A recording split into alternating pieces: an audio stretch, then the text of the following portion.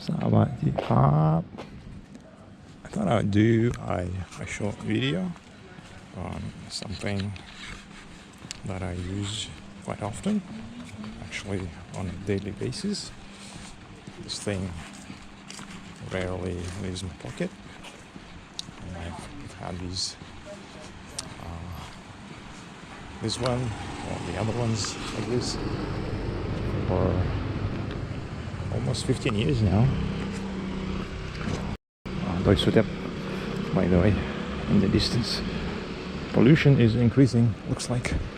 I can't quite feel it in the air, but the sky is already a little bit hazy.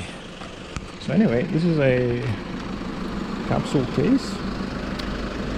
It's a Canadian product, made in Montreal, near Montreal, somewhere in Quebec. I think I got my first one in late 2008, maybe in early 2009.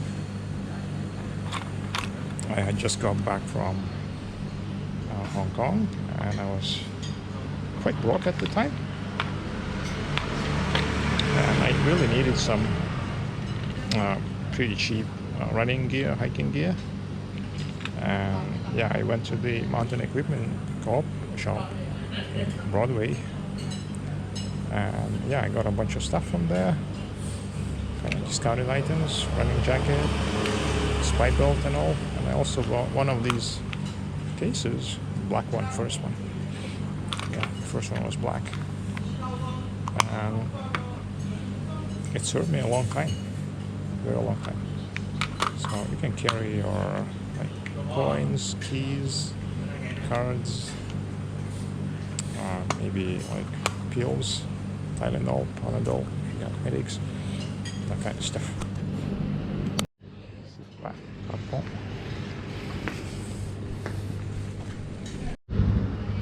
So I got me this 10 baht ice cream, which is like 30-40 cents, by the way. While at it, let's see what can be stuffed in. I got my credit card, a little bit of cash, keys, access card, and Tylenol, paracetamol, basically. Yeah, and it just looks like this. Fits pretty snug, no sharp edges. Yeah, and I even have my Thai driving license, an old coin, just got us change.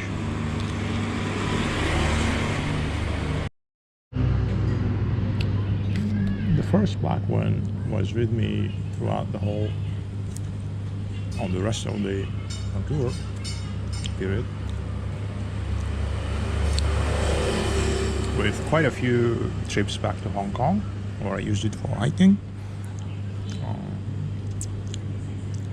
I actually used it on, I think, every single run around Stanley Park in Vancouver. So the usual running setup was basically the spy belt, the phone, and this thing. So basically everything would be stuffed into the spy belt, and I had my keys and the key card, maybe a couple of banknotes, and that was it. Yeah, the runs were like 10K. Yeah, I wouldn't even have more. So just this thing and a spy belt and the phone.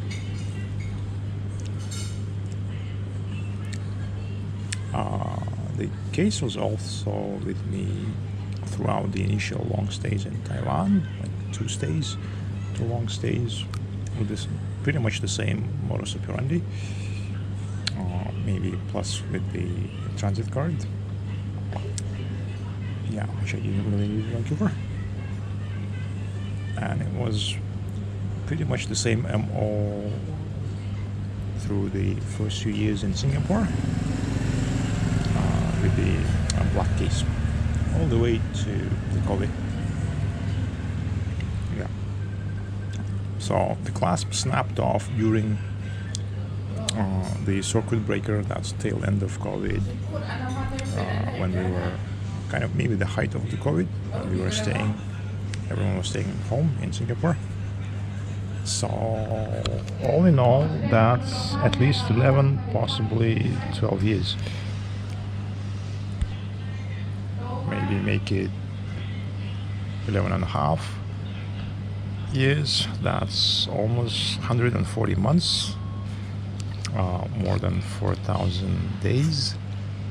Let's make it 4,000. So opening and closing it at least 3 times a day. Actually a lot more than that, but let's make it 3 times. So that's 6 actuations of this clasp. At least 6, actually more like 10 times a day. So very conservatively 24,000 clicks and possibly 30,000. And I think even if it only lasted 10,000 times, it still would have been a pretty durable product. Imagine all the plastic waste avoided. So that was the black one. And then when it broke, I already had the blue one lined up. The blue one unfortunately only lasted just over 2 years, because on one of the trips to Chiang Mai or Chiang Rai, I was riding a motorbike and I had to reach for something in my pocket. This thing accidentally got caught on something and fell out of the pocket and got immediately crashed by the car that was behind me. So it got pretty messed up. And when I got back to Taipei, I found this one in a stationery store. This is a knockoff Chinese or Taiwanese copy of the Capsul Case. Note how the shape is a little more angular, and I think that's because it's made out of polyethylene, probably because of the different material qualities. They had to design the mold slightly differently, because it's polyethylene. I don't think this one will last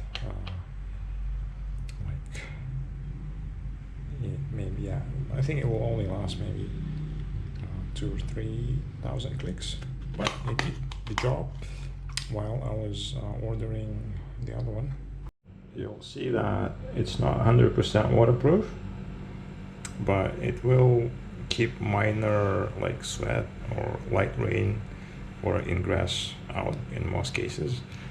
And typically when I was running in Singapore with plastic notes, it wasn't really an issue. Yeah, but so we have this cardboard cord, flash cut to be precise, so snapped close. It's pretty tight. It keeps, as I said, light rain drops and sweat out, but it will not survive actual submersion or major spills. So if the water when the water gets into this seal, it will actually impact the cardboard. Let's have a look.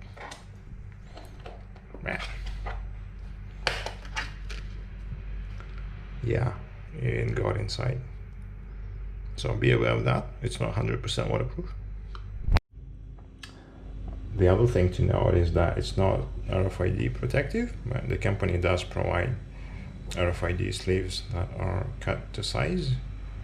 So yeah, you can address that issue.